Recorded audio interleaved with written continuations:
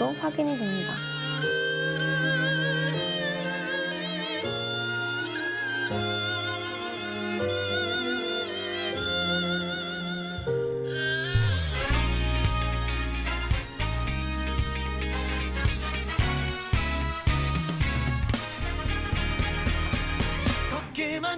한국인의 정체성과 역사가 담긴 한국의 소중한 문화유산이라 할 수 있죠.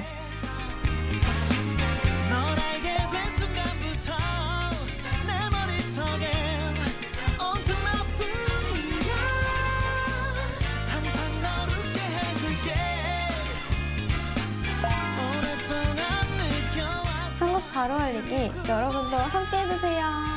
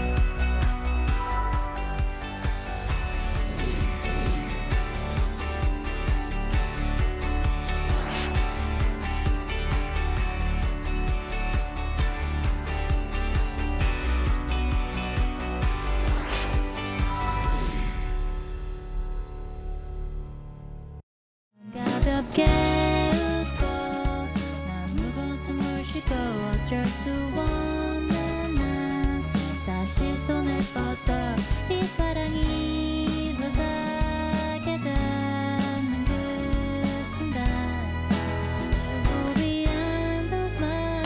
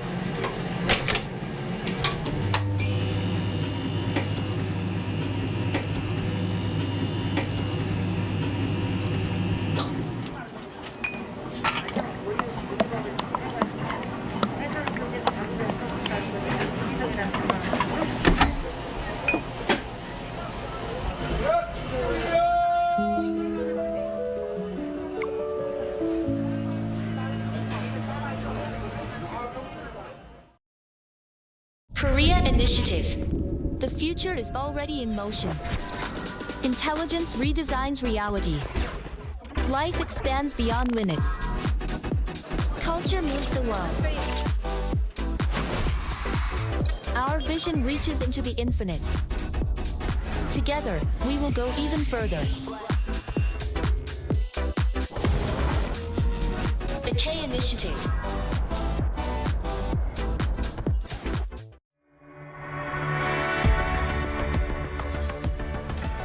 We change today, inspiring daily life. We create tomorrow, inspired by innovation.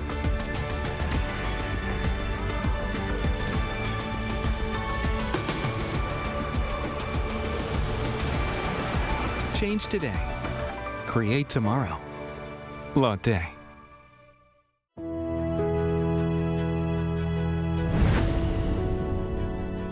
The moment we wear it, our spirits lift. It helps us grow strong in body and in mind. As we wear it, we learn patience and respect. The belt system motivates students to strive harder and continue growing.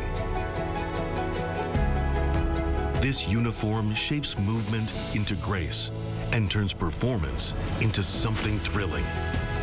Now, embraced around the world, Taekwondo shares our culture, philosophy, and values with pride and spirit. Though it may seem simple, this uniform holds your passion and your journey. It belongs to Taekwondo. Wear the extraordinary. Be with Taekwondo.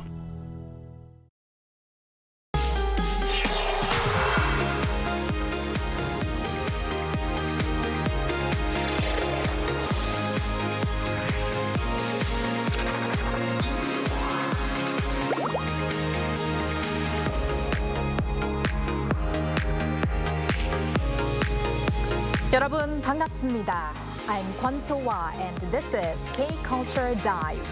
Join us in taking a deep dive into the heart of Korean culture, from K-entertainment to AI news, K-culture and photos, and a look at the latest K-pop hot issues with an expert. And with that, let's dive in. Joining us on today's show is Bella Kim on a Monday for a change. Happy Monday, Bella. Yes, happy Monday, Soa. And happy Monday to all our K-Culture Dive viewers. I'm Bella Kim here filling in for Walter today to co-host and fill you all in with the exciting K-Entertainment news. Okay, let's kick off with K-Enter News then, Bella. And we're going to start with a girl group which has kicked off something exciting this past weekend. Yes, you're correct, Soa.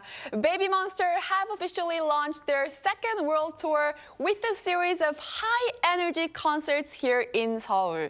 The group opened their tour titled 2026 BABYMONSTER World Tour with 3 concerts at Jamsil Indoor Stadium in Seoul from June 26th to 28th. According to YG Entertainment, the members took part in the overall production process, including song selection, arrangement, and stage direction. The concept featured an industrial-themed stage with massive structures, pipelines, dramatic lighting, and a live band. BABYMONSTER kicked off the show with We Go Up, followed by performances of fan favorites, including Drip and Shush. The group said that while their first world tour showcased their potential, this tour focuses on connecting more deeply with fans through mature performances.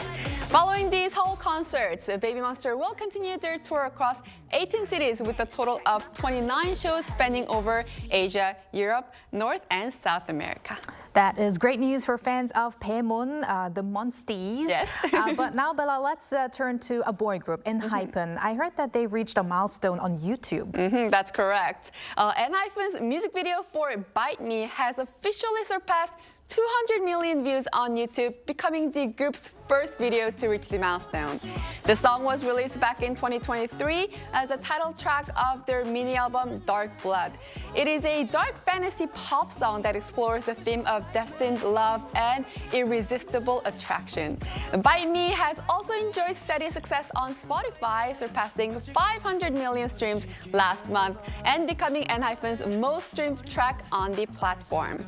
The group are currently meeting fans around the world through their world tour, featuring 33 concerts across 21 cities. What a great achievement for ENHYPEN. And lastly, we're going to go to the K-film category. Yes. Acclaimed film director Park Chan-wook has a new release, but it's not a movie. Yes, it's not a movie. A new screenplay collection featuring director Park Chan-wook's best-known film has been published. The Park Chan-wook screenplay collection, published by Olyu Publishing, brings together scripts from films spanning more than 2 decades of director Park's career. The collection features 9 screenplays in total, including Joint Security Area, 공동경비구역 JSA in Korean, Old Boy, Decision to Live, Leave, which is 헤어질 결심 in Korean, and No Other Choice, 어쩔 수가 없다. The collection offers readers a closer look at the involvement of Director Park's storytelling, his recurring theme of revenge and human nature, and his collaborations with the various screenwriters. The publisher says the book offers a fan a deeper understanding of acclaimed directors' creative world. Now, that's what I would call a 소장각, yes. which is a popular Korean word for something that is so good or valuable that you really have to add it to your personal collection. Right. Well, thank you very much, Bella, for those updates, and stick around. Will do.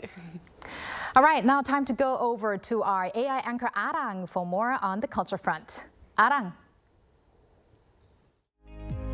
Thanks, Sua. Here's your AI guide to the latest cultural headlines from Korea. Let's begin with our top story. South Koreans will vote to select the country's 10,000 must-visit attractions in a nationwide campaign. The Ministry of Culture, Sports and Tourism and the Korea Tourism Organization have launched a so-called Korea Landmark Discovery Project, designed to boost interest in regional tourism. The initiative will select 10,000 attractions by identifying 100 destinations across each of 100 themes that include food, nature, K-content, and traditional culture. The ministry said the project will also help international visitors discover destinations beyond Seoul, serving as a guide to encourage travel to more diverse parts of the country. The public can cast their votes at korean.visitkorea.or.kr through July 10th. Spending by foreign visitors on Korean wave-related tourism in South Korea surpassed 1.4 trillion won, or nearly $907 million last month, setting another all-time monthly record. The figure topped the 1 trillion won mark for the third consecutive month, following BTS concerts in March and April, indicating that strong demand for Hallyu tourism has continued even without the group's performances. According to the Korea Tourism Organization, Hallyu-related spending reached 1.41 trillion won in May, up nearly 74% from a year earlier. The estimate is based on foreign visitors' credit card spending, excluding sectors unrelated to tourism or not directly influenced by Hallyu. Shopping accounted for the largest share of spending at around 40%, followed by beauty and wellness, fashion, and K-food. South Korea has designated 5 cultural heritage items as national treasures, including a buncheong flat bottle with incised fish motifs and murals inside the main hall of BABYMONSTER Temple in Busan. The buncheong flat bottle, believed to date from the 15th or 16th century and produced in the Jeolla region, was recognized for its originality, artistic excellence, and exceptional heritage value. The BABYMONSTER Temple murals comprise 4 Buddhist paintings adorning the east and west walls of the temple's main hall. They depict the Buddhist world of the 3 Buddhist faith and are regarded as an important record of the iconography and artistic styles that characterized 18th century Buddhist paintings. That's all from me. Turning now to a quick look at more K-culture stories making headlines today.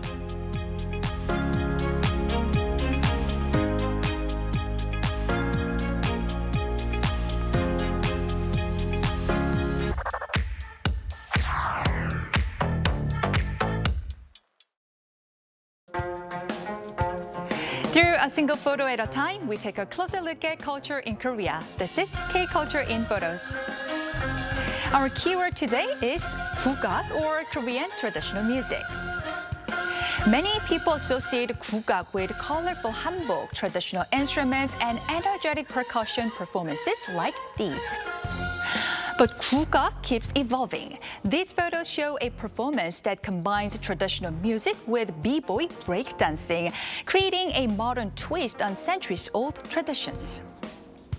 And in these images from the 2026 Seoul Gugak Festival at Banpo Hangang Park, elementary school students from the Eonnam Traditional Arts Group lead a lively parade. Their participation reflects a broader effort to keep traditional arts relevant and accessible for future generations. Gugak is proving that tradition doesn't have to stay frozen in the past. Instead, it continues to adapt, inspire, and find new ways to connect with audiences today. And speaking of gugak, these days, some traditional Korean musicians are attracting fan followings more commonly associated with K-pop stars. One of the best-known examples is singer and 소리꾼, or traditional vocalist, Kim Jun-soo. Often nicknamed a gugak idol, he has built a devoted fan base through performances, television appearances, and productions that reinterpreted traditional Korean storytelling for modern audiences. His performances frequently sell out within just minutes. And the trend is also inspiring a new generation of artists. The female duo 도들이 blends traditional Korean elements with contemporary pop sounds and visuals.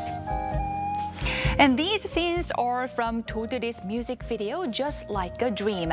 As K-pop shines a spotlight on Korean culture, interest is also growing in the traditions behind it. For many young artists, the traditional music is no longer something old-fashioned, but something fresh, fashionable, and worth rediscovering. What was once considered your grandmother's favorite accessory is becoming one of the hottest jewelry trends among young Koreans. Celebrities have helped fuel that craze. BTS member V has been spotted wearing jade rings on stage, while actress Im Ji-yeon has also drawn attention to the classic accessory through her on-screen looks.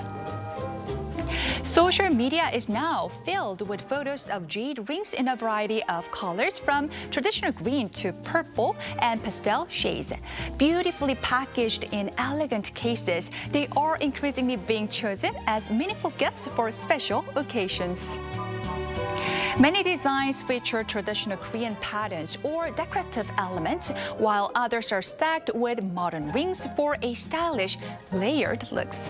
As vintage and heritage-inspired fashion continues to grow in popularity, jade rings are proving that old-fashioned treasures can feel surprisingly modern.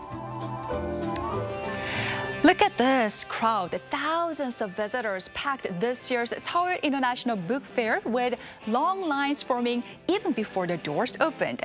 The massive turnout reflects the growing popularity of text hip, a trend that has made reading feel stylish and culturally relevant among younger generations.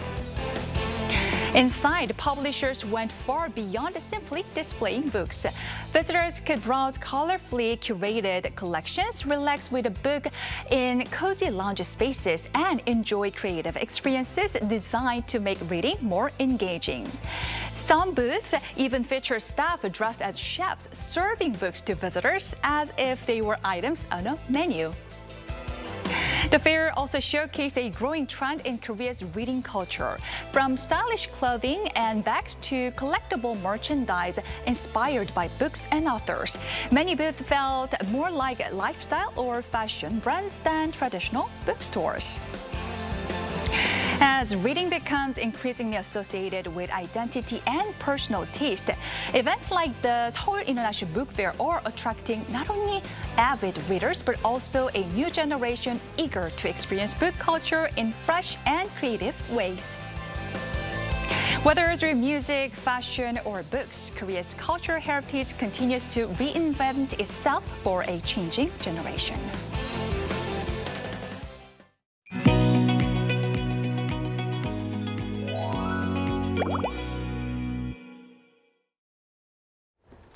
Time to take a look at some of the biggest headlines in the K-pop industry. From the Grammy Awards' newly introduced Best Asian Pop Music Performance category to the Korean government's new support program for small and mid-sized entertainment agencies, there's plenty to discuss. And for that discussion, we're joined by content creator and adjunct professor at Kyungil University, David Kim, today.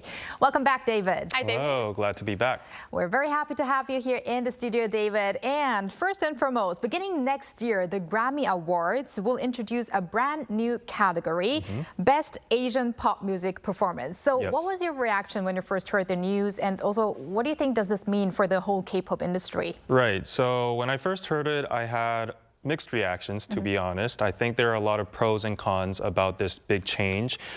First of all, seeing on the positive side for K-pop, it does mean that K-pop has grown that big to be recognized by the Grammys, prestigious awards. But on the other hand, it does give you a feeling that maybe the Grammys are trying to box in K-pop in a specific category. So it feels like a little bit of a glass ceiling in terminology. So yeah, result-wise, wise, I don't think there isn't. I don't think there's going to be anything very negative about it. So. At the end of the day, like it's giving a spotlight to K-pop, and there are going to be guaranteed wins for certain groups. So it might act as a gateway for new audiences from North America or the world watching the Grammys to discover K-pop groups and their songs. So at the end of the day, I think it's going to be positive. Okay. That is great to hear. I mean, in the past, K-pop artists like BTS and Rose have been nominated for the Grammys, but many people are already speculating about which K-pop artists will become the first winners of this award. So who do you think are kind of the early frontrunners? So that's a very tough question. To be totally honest, I think it's too early to tell. I'm very unsure about it. And the reasoning behind that is because if you look at the rules of this new category, there are some crucial rules. First off, we have it must feature meaningful use of an Asian language, no minimal ad-libs, no isolated English-only lyrics. And also there's another rule saying that it must originate from or be widely recognized from an Asian market. So if you look at these two rules and apply it to the big groups out there right now, for example, BTS and their Arirang album and their new songs, mostly composed of English lyrics. So the category is a little bit ambiguous over here. And also if you apply it to other groups such as Stray Kids, ATEEZ, ENHYPEN, aespa, IVE, which I all think that have a big shot at this category. Most of their songs nowadays are composed of 80% English lyrics as well. So where do we put the standards here? So I don't know what the results are going to be until we actually see the results of the nominations. But my personal choice would be Cortis, because I feel like if you look at their musical quality, quantity, and also their lyrics as well, is very Korean. So they fall on into all of these standards and categories. So yeah, Cortis might have a good shot. Okay. I mean, it's very interesting that you mentioned the lyrics part, because BTS was actually famous for having almost 100% Korean lyrics. And then we see more and more English lyrics in many of these K-pop groups. Might be the other way around in the future now with this new award. Exactly. But David, at the same time, however, you touched upon this slightly before, but some critics argue that creating a separate category for Asian pop music might actually mean that they want to separate K-pop from mainstream pop music. So what is your take on that debate? Yeah, so there is a lot of criticism out there. I do agree to some extent that this does feel like a glass ceiling. They are boxing us in. The vibes are like, oh, we want the views and attention from the K-pop community and the fandom, but at the same time, we'll just hand you this award, but not the General Fields Award. So it is a bittersweet kind of sensation here. I do think generally music transcends language. It's the same for all kinds of arts and movies and whatnot. So if you look at K-pop's growth right now, quantitatively, like all the streams, the sales, the global world tours that are going on, they've already been on par with like mainstream Western music as well. So I don't think it disqualifies K-pop from the general field. So yes, if you look at this Asian pop category, I think it's a valid concern or criticism that some people even take it to the extent of being racist. So yeah, I don't think it's that much, but still I think it's a valid concern. Yeah. Well, probably in 10 years from now, things will look a little different, because it's probably going to be very natural to have that category, especially with, we already have Billboard and MTV with K-pop categories. But yeah, let's now shift to our next hot K-pop issue. Bella? So we want to talk about a new initiative by Korean government to support small and mid-sized K-pop agencies as they are expanding overseas. So can you tell us more about this program and why they first introduced this program? Yes, I think this is a great change. To give you the official name, it's called the Global Leap Support for Small and Mid-sized Agencies. And they promise 10 groups annually up to 3 years, up to 300 million Korean won per year based on evaluation. There is already a lineup that is ready for support. And I think the breakthrough breakthrough feature for this subsidiary is that it's 100% autonomous. So the companies get the autonomy to use these funds in whatever manners they want, whether it be for music videos or global expansion, world tour fees. So I think that's the great part of it. And also the reason behind doing these subsidiaries is to grow the backbone of K-pop. So up till now, we've seen a lot of reliance on the big four and dominance from them as well. But in order for K-pop to grow in a sustainable way, we do have to look forward to these mid-sized, small-sized companies and these new groups coming up. Yeah. It all sounds great, but what tangible results do you think this initiative will bring? Well, I think we're observing already some tangible results, such as the recent Racine, a very popular group that's becoming viral with their new song called, their old song called Love Attack, which is upstream actually. They have a meme going on called Yao. Everyone's been following that. On top of Racine, there's other groups like Psychers. They're both targeting to go to Japan and the US aggressively. They're participating in KCON LA as well too. In addition, we have like Tunix, Kiras, which is targeting other obscure markets like India or Malaysia. And we also have bands that are getting support from this subsidiary called Can't Be Blue. So not only is it helping traditional idol groups, but also band groups as well too. Yeah. Right. Now, coincidentally, I actually am going to host a showcase for a K-pop group that just debuted in May, and the leader of that group, as far as I know, is actually also the CEO of the company. Oh, wow. So probably this is also great news for that group as well. But now we're going to move on to actually a very big group. So Bella, what's the next news? Yes, we're going to first talk about BTS. They're currently on their world tour. They've just finished their concert in Spain, and they're going to now move over to Belgium and the UK. So what should fans or music industry watchers paying attention to the upcoming concert? Yes, so I've been seeing the video footages of the Madrid concert, and I think they've been really blessed because there was a lot of localization and small gifts like fan service, especially if you've seen the Jungkook viral posts that are going on. He was almost topless with only just a denim jacket on, so the fans were going crazy. Suga was actually wearing a local football team's uniform over there as well, so those are some points to look at. And also, as the tour goes on in the European region from Belgium to the UK, I think some points, the set list is going to remain pretty similar, but there will be differentiation points with like the Norebang sessions. In Madrid, for example, there was Microcosmos, which made a lot of people tear up. So we'll have to look out for those little details, the fun points of it. And European Army in general is known to be very wild, so the energy is going to be unmatched. One thing I do want to point out is that recently in Europe, there have been massive heat waves. So in concern of that, the members and fans, they should be very in care for like dehydration or heat stroke issues. Of course. And last but not least, David, we're going to talk about the younger brothers of BTS, the next generation boy group Quartus, which you mentioned before as well. So they have been making impressive strides recently. They are getting ready for their first solo world tour, and they're going to perform at Lollapalooza in the US. So yeah, what do you think about their growth potential right now? Yeah, I think everybody's just witnessing it with their new album Green Green and their new single Red Red. Everybody knows this viral dance. They're following it on TikTok. They've been doing activities at Gwanghwamun Square for the World Cup opening ceremonies. Very impressive. So they're definitely getting the spotlight. As you mentioned, they're going on a world tour, Lollapalooza. So this is very unprecedented for any rookie group out there in K-pop history. So recently, I've actually looked into fan communities, and a lot of fans are complaining because the big hit music has just reserved a small venue.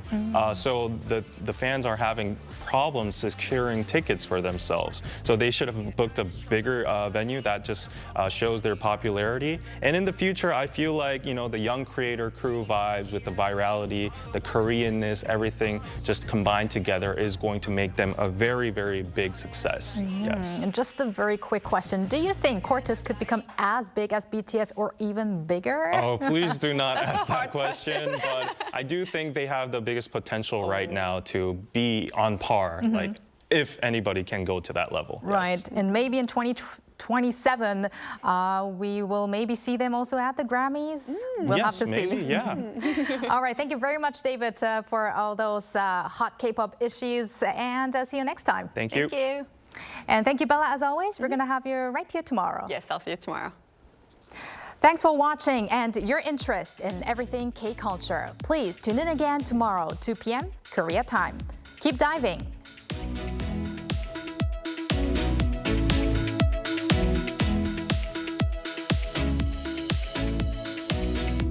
Korea Initiative. The future is already in motion. Intelligence redesigns reality. Life expands beyond limits. Culture moves the world. Our vision reaches into the infinite. Together, we will go even further. The K Initiative.